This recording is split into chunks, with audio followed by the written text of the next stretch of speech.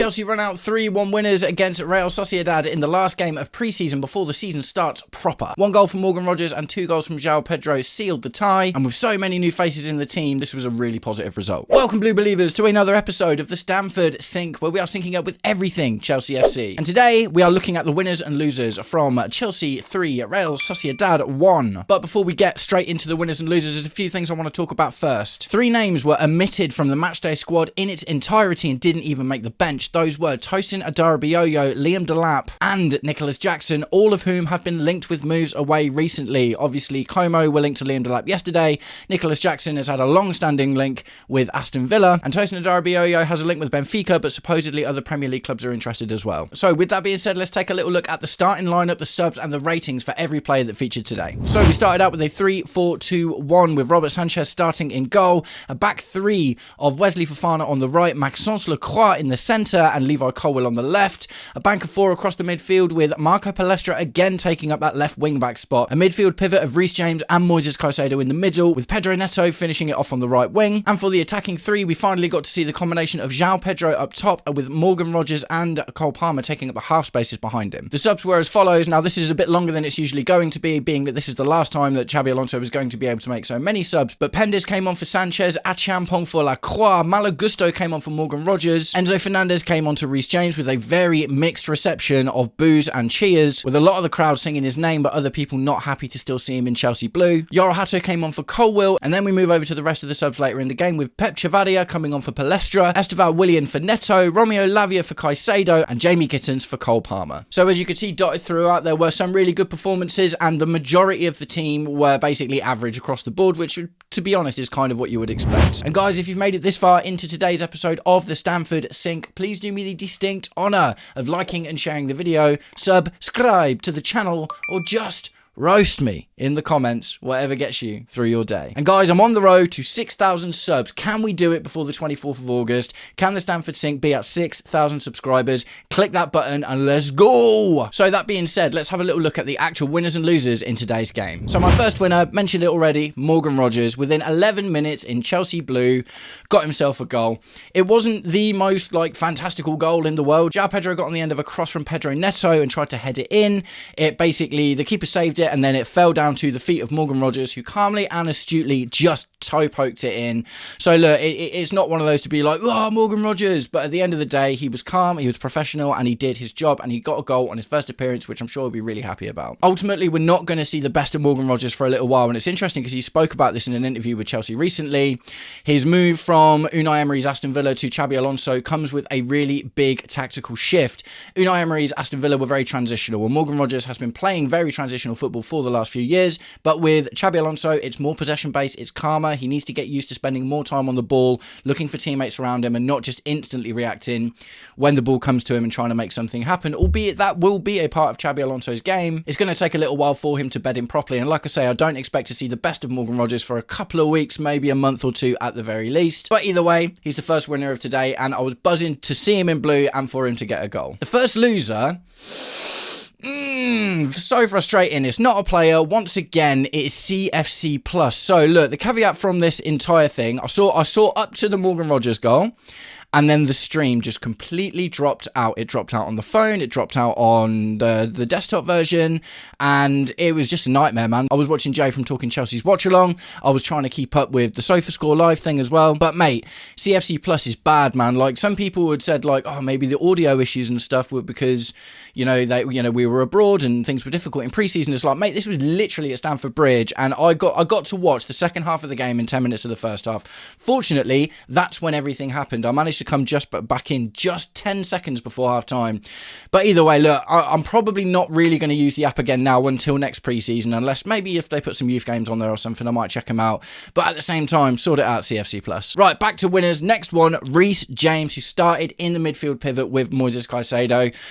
And it just looks like a really natural fit for him, doesn't it? Because it gets the best out of his abilities that, for instance, Reece James's assist was absolutely lovely. It was brilliant. And it's the kind of assist you would see him making from right back before.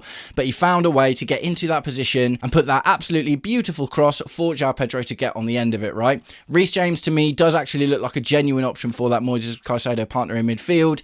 The worry is the injury stuff, right? And it's like, look, if Reece James and Romeo Lavia were just absolutely always fit all of the time, I think we'd have one of the best looking midfields in the Premier League by far, easily. But Reece James has been fit for a really long time now, but we still need to manage his minutes. We've seen from the World Cup, he plays a couple of games at right back and then he's out for a little while.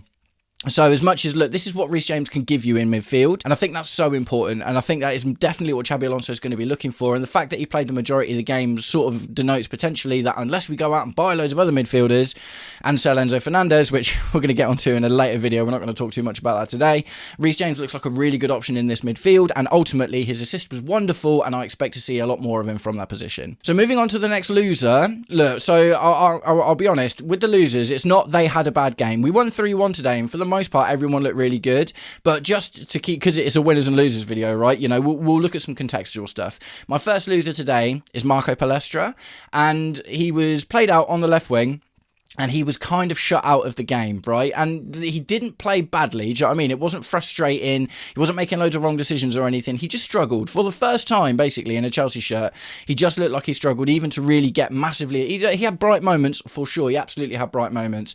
But Marco Palestra didn't really get to, you know, put his mark on the game like he has in a few others recently. And I think that's sobering and that's interesting, do you know what I mean? Because we've all been getting really excited about Marco Palestra. I certainly have. Guys that I've been talking to certainly have. He looks like such an amazing buy, and I do still think that, absolutely. I'm not saying he's a loser because he had a bad game. I'm just putting him in this category because compared to what else we've seen from him in pre-season, he looked like he struggled a little bit today. But at the same time, with this being a pre-season game, that isn't necessarily a bad thing. I also don't expect to see Palestra on the left in general. I do imagine that he's probably going to play largely on the right. But it is really interesting that at the very least he is an option there. So moving back into the winners, and of course it's Joao Pedro. 7 goals in pre-season, man. This guy is on fire. He is him. Joao Pedro, for me, based on form and going into the season, for me, looks like the second best striker in the Premier League behind Erling Haaland. Do you know what I mean? A lot of people are pointing to Isak, which is fair. Igor Thiago as well does look really good. Igor Thiago's numbers look a little bit less impressive when you take away the penalties from last season, and Erling Haaland is just a monster, do you know what I mean? Isak has yet to come back and absolutely prove that he's the same guy that he was at Newcastle. So just where we are right now, obviously this can change, that's what football's about. But for me right now, Joao Pedro just looks like at least the second best striker in the Premier League now, and he looks so comfortable in that position. And I love the fact that a lot of the goals he's scoring recently kind of belie this idea that you've got of Joao Pedro, where he's this like really flexible, drop deep guy and link up and all this, that and the other. Like the goals that he's getting is like tap-ins and getting on the end of it with his head. Proper striker goals, and he's got all of that in his game, as well as the flash, the long-range goals, the dropping deep every now and again. I feel like we're only just scratching the surface of what we're going to be able to see from Joao Pedro in the long run, but I just love his striker's instinct, and it really, really is there. Easily one of the best players, and I think it's between him and Caicedo, for me, the best players in the squad as of exactly right now. But Joao Pedro, phenomenal. The next loser, and again, similar, it's a contextual thing really, I'm going to put Mike Penders.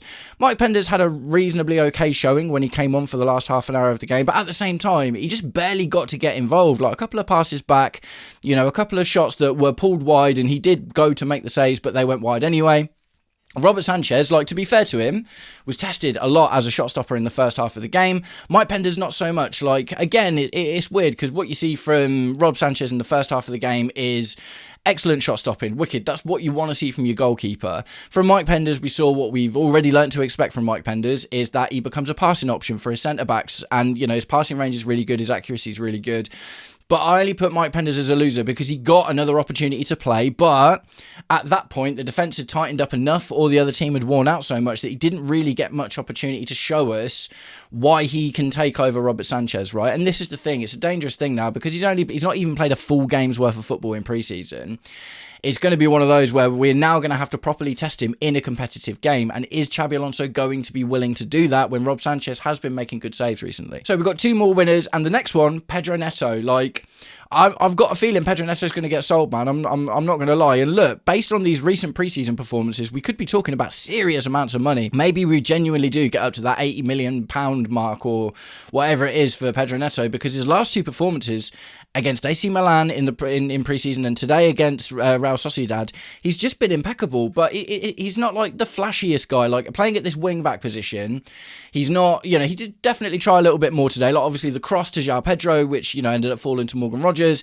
You know, there's, you know, three key passes today, 87% passing accuracy. Do you know what I mean? He is definitely doing well, but his astute defensiveness really, really stands out for me. And he got 7.8 on SofaScore today. Do you know what I mean? Absolutely phenomenal stuff. So look, Pedro Neto, I think, you know, for the last 2 games, he's just turned up and had really good games, but also like, I still see frustration in him, to be completely honest. There was a moment where Joao Pedro, who was literally all over this game, he'd got the ball and he was really, really close to getting a goal, and he'd like tried to hold it for a second. Pedro Neto was right behind him and in a really good scoring position. Joao Pedro went for goal, obviously couldn't see that Neto was behind him, and yeah, it deflected, do you know what I mean, and it went out. And Pedro Neto's like slamming the floor, like really angry, really disappointed, and I just find it weird when we're like winning the game and stuff, and I found it weird at the end of the AC Milan game when he came off and he performed really well as he did today, albeit not in an attacking sense, and he looked really, really disappointed. So I'm getting this idea that he doesn't want to be a wing back, right? And the thing is, if he stays in the team, that's probably what he's going to be. He did get some opportunity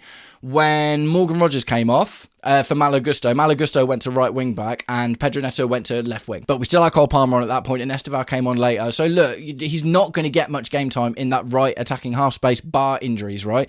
It's going to be Cole Palmer, it's going to be Esteval Willian, potentially Giovanni Kenda as well, albeit he can also play that right wing back role. So look, I think the options and the opportunity for Pedro to be an attacking player, if that's what he wants, are going to be slim. So with so many clubs being in for him, I'm genuinely starting to think that the move might happen quite soon. Latest news is Al Hilal are genuinely linked with him and they are interested. They would pay a lot of money and I think we would take it. And I'm going to move to the last winner of the day. I'm going to give it to Malo Gusto. Malo Gusto was wicked today, man. Like, I was really surprised. His role was very different to how Pedro Neto played it, right? Because he was put on at right wing back, but do you know what there was a little bit of as he was inverting into midfield, and Esteval started taking out those wider positions. But the main thing was the assist, right? The assist from Malo Gusto for Joao Pedro's second goal was phenomenal. It was so good. He was kind of in the midfield, and it literally, like with his weaker foot, this through ball that just put Joao Pedro perfectly on to get the goal. Absolutely phenomenal, and also he just looked bright for the majority of the game. Now look, this is like, 30 minutes from Gusto at the end of the day.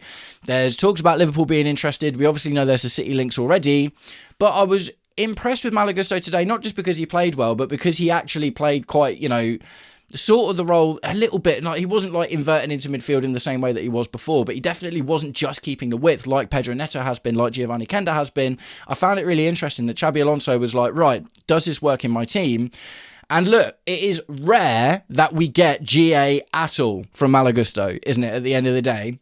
And after a long summer, not playing a huge amount for France, only being back in the team for like a week now and training for like a week or whatever, he came on, he made a difference, he got the assist and he put Joao Pedro on for a brilliant goal. So look, for that, I'm going to give the last winner to Malo Gusto. I just thought he was really good today, and I'll eat my words, man. Look, at the end of the day, any prediction or idea that I've had about any player, including Enzo Fernandez, if they come in and do an amazing job, I'm cool, because that's what football is. That's what life is. You're allowed to change your mind when presented with different information, right? For instance, I did not necessarily see Xabi Alonso using inverted wing backs. And when I say I don't mean like going into midfield, I mean having a left footer on the right and a right footer on the left. But we're seeing quite a lot of that at the moment. Is it because it's still pre-season? I don't know. But maybe that just shows that he really does want to go for this like really, really attacking formation, maybe even more so than he did at Bayer Leverkusen. And look, with Malo Gusto, he's been really difficult to watch for a little while now, to be completely honest. It's been frustrating, but he comes on for Xabi Alonso and he does something that he does not do very often since Pochettino, and he gets a really good assist. So could Malo Gusto be unlocked by Xabi Alonso, and could he offer something not just as a backup to Palestra, but a different option depending on the kind of game that we're playing?